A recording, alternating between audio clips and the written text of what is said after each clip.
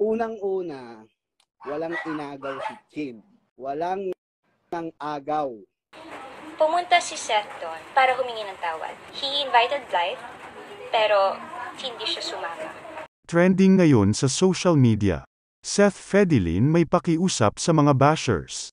Hindi na nakapagpigil ang young actor na si Seth Fedilin na magsalita at depensahan ang young actress na si Francine Diaz. Muli kasing lumutang ang past issue nina Seth at aktres na si Andrea Brillantes na naging dahilan kung bakit binabash ngayon si Francine pati ang kanyang pamilya. Sa pamamagitan ng dating Twitter account, nanawagan na si Seth sa netizens na nanghuhusga at dinadamay sa mga issue ang ka-love team. Ani pa ni Seth, malaking pakiusap po sa inyo. Huwag niyo na po idamay si Chin. Paliwanag niya, unang-una wala siyang kinalaman sa ibinabato niyo po sa kanya. Siya po ang nadamay at kung anong samahan na meron kami ni Chin at pamilya niya. Dahil sa pinagtibay kami ng mga kaganapan. Ako na lang wag si Chin at pamilya niya.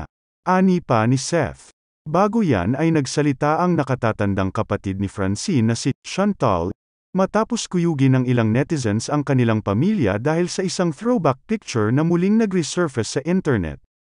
This issue is so 2021 pa. If defending my sister means being called squammy and whatever, then so be it. Call me names, I don't care. I'm no longer staying silent, ani pa ng ate ni Francine sa X, dagdag pa niya, walang inagaw at walang inahas ang kapatid ko. Yes, my sister is not perfect, she's flawed but she's not even half of the person you claimed her to be. Patuloy niya, aniya pa, you don't have the rights to call us names, especially if you don't know the whole truth. Sa bandang huli ay tila may nabanggit pa si Chantal, na may nalalaman siya na pwedeng tumapos sa kung anuman ang issue na kumakalat. I'm speaking up, cause you guys are being too much. And the year is almost ending, just leave it here na. Be thankful na we are still considerate, lahad pa niya. Dagdag pa niya, I could end you with what I know, if I want to. But I'll choose not to.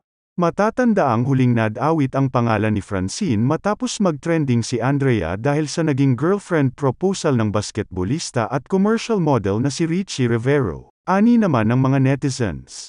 Respeto at katahimikan ang kailangan nila. Huwag na kayo makisawsaw at higit sa lahat huwag niyo ikumpara ang dalawa kung sino ang maganda. Bakit sa tingin niyo gawa ng Diyos may pangit at maganda? Lahat tayo ginawa ng Diyos at magaganda. Nasa tao lang hindi kontento sa ganda na ibinigay ng Diyos. Samantalang sa daming masasakit na salita na ibinato kay Andrea. Pero si Andrea halos may death threats pa. Ni hindi na lang umiimik. Tapos ito mabash lang konti pati pamilya aalma. May na-ospital pa.